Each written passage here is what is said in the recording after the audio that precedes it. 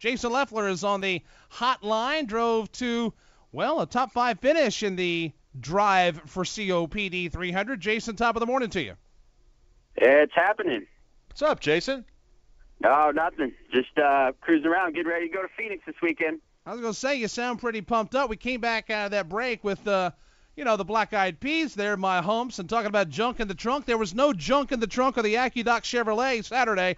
A sixth-place finish for you at Daytona International Speedway. Getting the season off to a good start. Congratulations. Thank you. Yeah, it was good. It was great to get to the racetrack and finally see it all go around. We've been talking about the changes all winter long, but the equipment's really good. Everybody at Turner's doing an awesome job. Hendrick Motors ran great. And, it was a good finish for the AccuDock Chevy. You had to push Reed there at the end. We had a hard time. You needed a partner. And I worked for Casey at the beginning, and then we got shuffled out. And then tried to look for Justin. He ended up getting in a wreck and hooked up with Reed, and we worked together pretty good there at the race. But, it was a unique race. I mean, it was a whole two-car deal like everybody's seen, just like you saw in the 500. Well, especially towards the front of the field. It looked like towards the back, guys not wanting to do the two-car draft, and gals accordingly. Was that the case? We had like two levels of experience, those that were comfortable with the two-car drafting tandem and the others that chose not to participate in it. Yeah, I didn't understand it. I understood that you had to have two cars, and that was it. That was the only fast way around the track. And, there was a group there that were just nose to tail, and they all went a lap down. I mean, luckily, I almost went a lap down. At one point, I had Stewart push me all the way to the front, and then he dropped me like one of his old girlfriends. And and he went with Boyer once we got up there. Obviously teammates. So and I fell way back. I mean, by the time the pack caught me, I was going 20 miles an hour slower than them. They went right on by. And luckily, Todd Bodine came along, and we were able to. He pushed me back forward, and we just squeaked back onto the lead lap there. So I didn't understand the guys that didn't want to do the two-car deal because. You weren't going to go anywhere that way. I mean, you had to have a partner, and you had to have a hookup and shove that guy or gal around the track. I had a lot of drivers tell me that, that was the way you had to do it, Jason, and there really wasn't another option. But some guys told me that they also had fun doing it. Did you find it fun in this two-car tandem? I did. I had a lot of fun. Whether I was getting pushed or pushing. At the beginning, it was great because I started right behind Casey Kane, and we had a little plan worked out there at the start, and I got on his bumper, and we drove right up there in the top 10, no problem, from 20th and 3 or 4 laps, and it was good. It's just fun.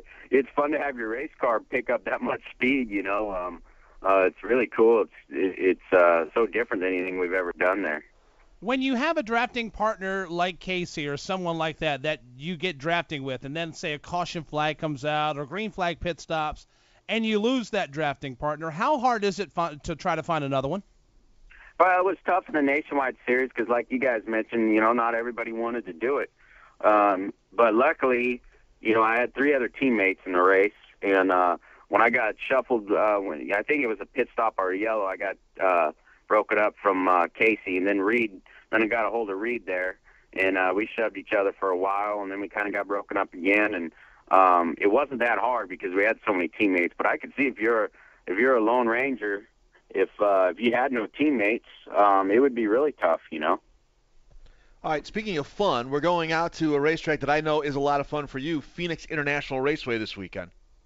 Yeah, I'm anxious. I'm anxious to feel that Hendrick power and put our new race car on the track there. I'm back in the Great Clips 38 car this weekend, and obviously it's a brand new race car. It's really lightweight, and I think everybody at the shop's really excited with the way everybody ran this weekend, and I just want to get it on the track and see how it handles. So, yeah, I mean, Phoenix is an awesome place. I guess they're going to change it up. We talked about a couple weeks ago I guess they kind of gave us an outline of what they're going to change. So it might be the last race for the old Phoenix, but it should be fun. Yeah, they got a lot of changes in store. As soon as you guys clear the property this weekend, they're going to go to work on getting that thing tightened up for the fall. Now, when they change the racetrack, obviously you have a lot of memories there, but whenever you hear about a racetrack talking about altering its configuration or putting down new pavement, does that Do you favor that? Would you rather it stay the way it was? I mean, what's your take on Phoenix having a new look when you go out there in the fall? Obviously, I've grown up watching that place, so I like it the way it is. It's a slick old racetrack. It's got some character, with the dog leg on the back straightaway. But I mean, the changes they're making sound like they're going to keep it unique. Sounds like they're just trying to improve it, improve the banking, and I was afraid at first when I heard some rumblings that they were going to take the dog leg out and turn it into a regular racetrack, but it doesn't sound like they're going to do that at all. So it'll be kind of exciting to see what they come up with. Maybe the corners will become a little more Richmond-like or something where we can get 2 or 3 grooves. I mean, there's always 2 grooves, groove and a half, 2 grooves there at Phoenix, but I don't know. I mean, I would if they left it alone, I'd be just as happy. What is the most challenging aspect of racing at Phoenix? It is a 1-mile racetrack. It is very unique in its shape. What is the biggest challenge for you drivers out there? Well, just trying to compromise your car from one end to the other. That both ends are so different that you got to find one end that works better than the other. And when you get your car working good through 3 and 4, it doesn't work through 1 and 2, and vice versa. And then plus, it's just a slick old racetrack. The sun comes in and out, and it'll lose grip. It gains grip. It it changes dramatically through the race. So those kind of things are what makes it unique and gives it the character that it has. So that makes it fun for me to drive around there like that. How important is practice going to be with this new race car out there, Jason? Do you have any idea how this car is going to handle on that track? We have no idea, and that's a great comment there and great question. It's going to be very important. We don't, Vegas, we have a whole extra day of practice, because of the new car. But Phoenix, they didn't do that. So, and the tires wear out quick there. So you're going to have to really manage your first, 10 or 15 laps of practice and try to get a feel for your car. Luckily, we ran this type of race car. We ran it at Richmond, so we do have a little information on that style of racetrack, but nothing's going to be exact. So it'll be a learning process through the whole weekend. Well, we were happy to see you have a great run there on Saturday. I know that was what you were looking for to come out of the box. Little extra lift in the step there of everyone at Turner Motorsports going out west now. Yeah, for sure. I mean, like I said, everybody's been working so hard over the winter, and and now to see everything on the racetrack, to see all the hard work pay off is really cool. So it'll be a good race out there in Phoenix. We're looking for a good season.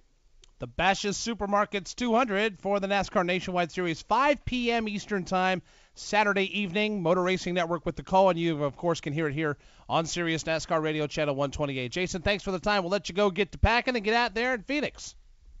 All right, thanks, guys. Nice talking to you. We'll talk to you next week. See you, Jay.